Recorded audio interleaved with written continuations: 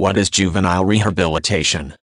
Rehabilitation is a process that attempts to restore a troubled person to one who is an asset to society.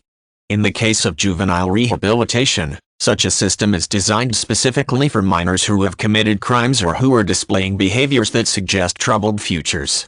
It can include boot camps, after-school programs, and incarceration in detention facilities.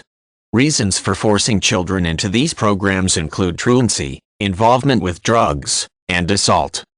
In many cases, juvenile rehabilitation is not designed to punish.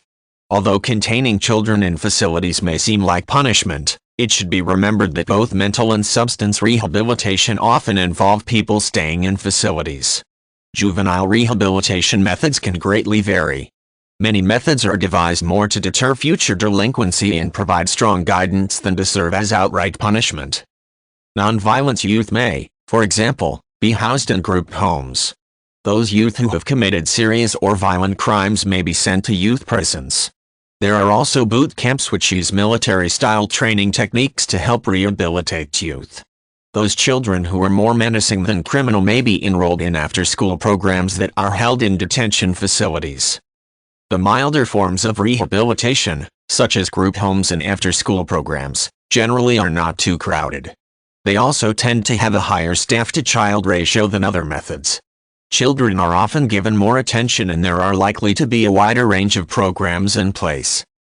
Juvenile rehab usually involves more than locking children up and disciplining them. The children are often involved in skill-building programs. They may be given an opportunity to earn educational diplomas. Also, they often receive personalized and intensive counseling. It is believed that the size and type of juvenile rehabilitation has an impact on recidivism.